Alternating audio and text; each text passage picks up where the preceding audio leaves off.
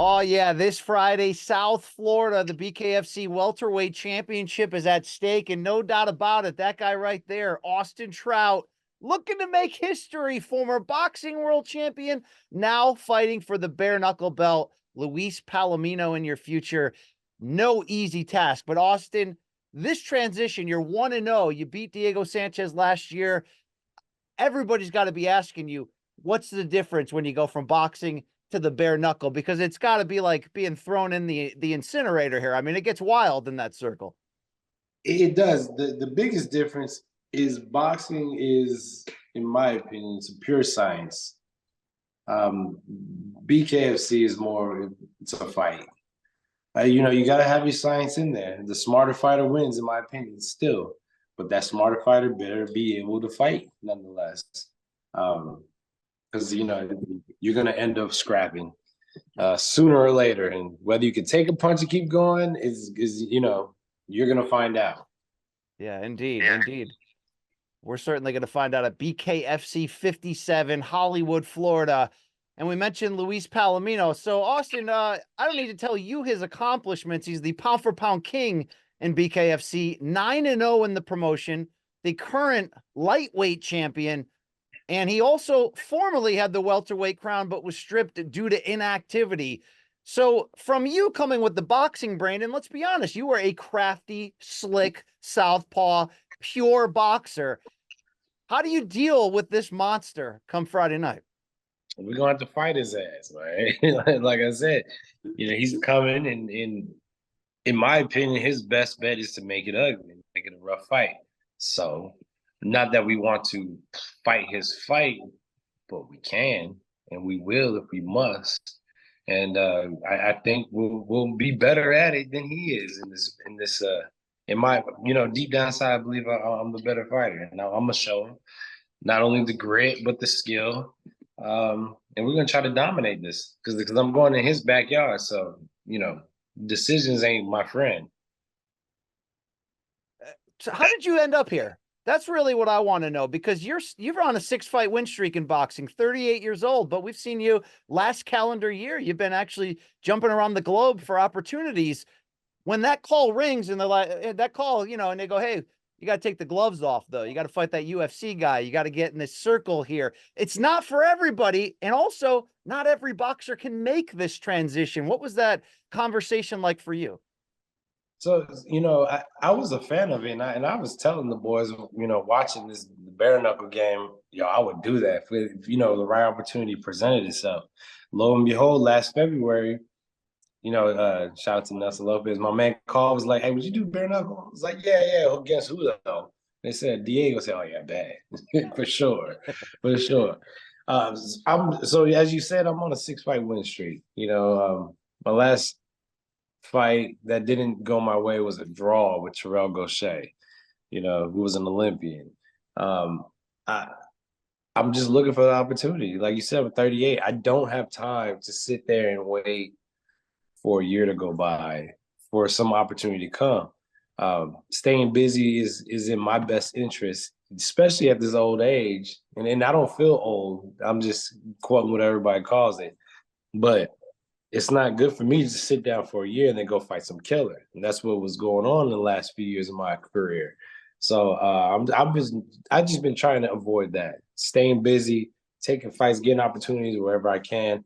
And all praise to God, it's taking me to Germany, Dubai. I've been jet setting a little bit. Now I'm about to get a bare knuckle championship. Yeah, you fought in 4 different countries in your last 6 boxing matches. You had that debut in your home state of New Mexico there, but now you'll be in Florida in your opponent's backyard. So you're 38.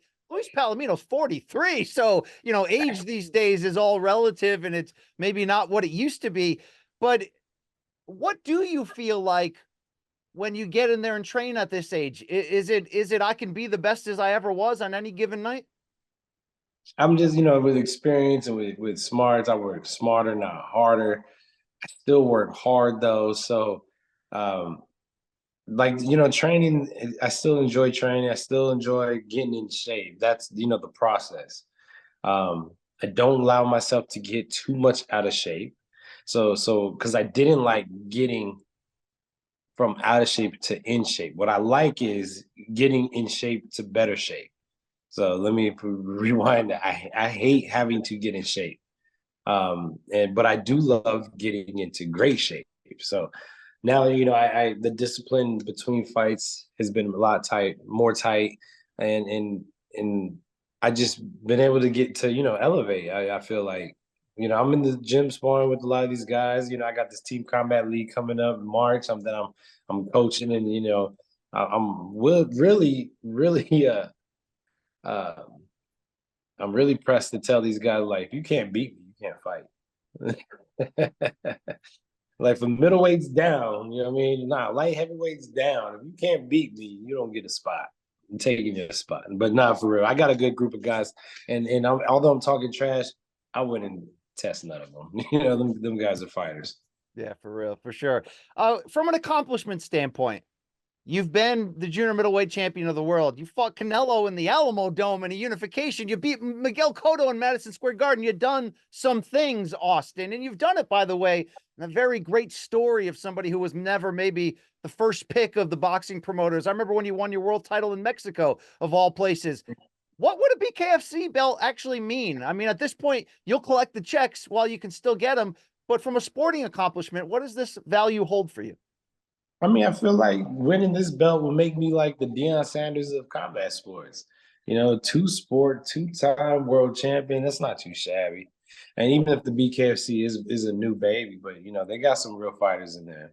And in every champ that I've seen, every one of them seems legit to me. So I think it's a great accomplishment. It's all eyes on this title because again, to be a two-time world champion, that's not bad. Not bad at all. Not bad at all. You've got a little bit more invested than most. I've seen you do some broadcasting work with BKFC and enjoyed seeing your voice added in. So why is this working? Because this promotion is red hot right now. I got to give Dave Feldman a lot of credit. But from your view, why is it working when there's a lot of boxing business, a lot of MMA business, but this kind of maybe bridges the gap? It does. That's exactly what you said it right there. It bridges the gap.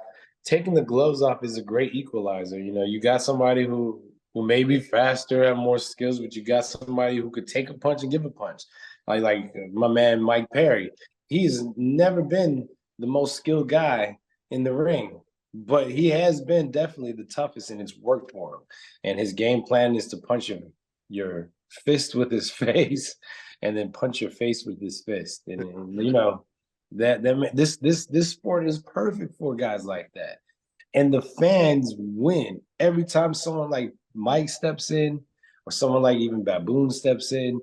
And soon enough, every time I step in, the fans are gonna win because it's like I said, it's a fight. You lose points if you run. Yeah. And as a boxer who appreciates the footwork, and I would never call another boxer running, especially if it's working. That doesn't fly in the BKFC. They don't allow it. It's frowned upon. So, standing toe to toe, the 2-minute sprint, it has a good, like, for instance, I think that 2-minute was genius, taking the gloves off and putting the 2-minute rounds, because these guys got to fight. You only got 2 minutes to work, as opposed to 3 5-minute rounds, or even 5-minute rounds for championships, or 12 3-minute rounds. You have time to not do anything. There's a lot of time to waste. And as a fighter who knows about wasting the clock, we have tactics of wasting time. There's no time to waste in the BKFC. I think that's why it's working. No time to waste, and you got some guys that want to fight. Now, did you get any pushback in-house, literally your family, of going, all right, Austin, we've supported you, but I saw Paulie Malignaggi get carved up in this sport? I mean, was that a hard conversation? It was, and I still having these conversations, because now that it's getting close to fight time, they're like, what are you doing to us? My wife was already years ago talking about, so what age do you plan on retiring? And that conversation was like, well, I don't want to put a number on it, because what if I need to retire before and I hold out too long just to make that number? Or what if I'm killing it and I'm past that number, but I quit before, I could have milked it all dry, I don't want to put a number. Playing it by ear, I go for, like, do I want to train? That's first and foremost. If I don't want to train, that's when you're going to get hurt. Okay. Are you able? Well, all these young boys that receive ass whoopings from yours truly, they tell me I'm still able. So as long as I love it and I'm able and I'm willing, let's keep it going. Luckily, I'm in this research program that goes. I go to Vegas and I take these brain scans and all these memory tests, speech tests, and they compare my results from previous years and to other fighters and to other non-fighters. And every year I'm on top of the charts. You know what I'm saying? So, and even some years, it's gotten better. So the graph goes up a little bit sometimes. So also, as long as that's still working and this is still working, we're just gonna ride it. I'm about to be champion of the BKFC. I have obligations as a champion of this company, and I will fulfill those obligations. And then we'll talk about what's next. Well, I don't want to get too far ahead, but you mentioned Mike Perry, who, to his credit, has turned his move from UFC to BKFC into like legit stardom. And he's going in there against killers and he's walking through hell and he's getting his hand raised.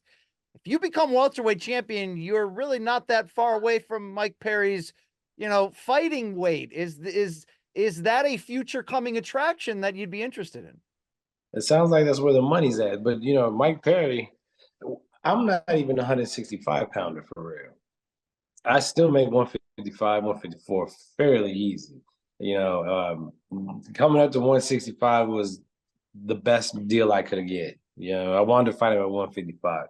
So we definitely would have to think about that one. Because that'd be like going up damn near, 4 or 5 weight classes for me in the boxing world.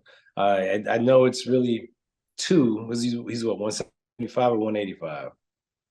I think he's around that 170 area. Yeah, I'm not sure what some of those contracts have made because he did fight bigger guys like Rockhold, so he had to move up. Yeah. But I'm down. I ain't never ducking any smoke, and I got a plan for Mike Perry. Just knowing that may be something that happens. I already got I'm like Batman. I got a contingency plan for him already. Well, we've seen boxing crossovers before. I know Ishe Smith won a bare knuckle fight. Paulie Malignaggi fought an MMA fighter and came up empty. But when I talk to the MMA fighters about the bare knuckle style that is still evolving because this sport, while not new, is new to this era. A lot of people are talking about that fencing jab that you maybe can't use some of the traditional footwork and setups in boxing. How do you address that, being somebody who comes from such a very good technical background in boxing? Well, I think my jab worked just great in the first fight, and my jab is gonna work just fine in this next fight. The jab I feel like is almost key, and if they think doing away with the jab is gonna hurt them, then I would love to fight every one of those guys. Do you is the bare knuckle aspect, what does that change for the strategy? Can you load up on punches? How do you work with that? So that's one thing that I learned from the last fight. Again, this is only my second time. I'm gonna learn a lot during this fight and be even better for my third fight. But in the first fight, I learned that you don't need to really sit on your punches. If you hit them in the right place, they're gonna go down. All those shots that I was catching Diego with, I was catching with perfect, good load up, sitting on those shots. None of them put him down except for that one arm punch that I caught him when he turned into the shot. It was an arm punch. I didn't put no body into it, nothing. And he dropped like a sack of potato. So, letting my hands go without sitting on shots is better for me because I get to save my hands while causing, just as much damage as I would if I was sitting on those shots, Now, can the phone still ring in the boxing game? Are you hoping it will, even with a BKFC championship potentially Friday night? Yeah, I definitely hope it will. Shout out to Legacy Promotions. I think they got something going for me. Hopefully by, God willing, I heal up and everything's fine. We can get back into it by March, depending on what's happening. But, first things first is Palomino, and then we'll see what I have to do as far as obligations go as a newly crowned champion.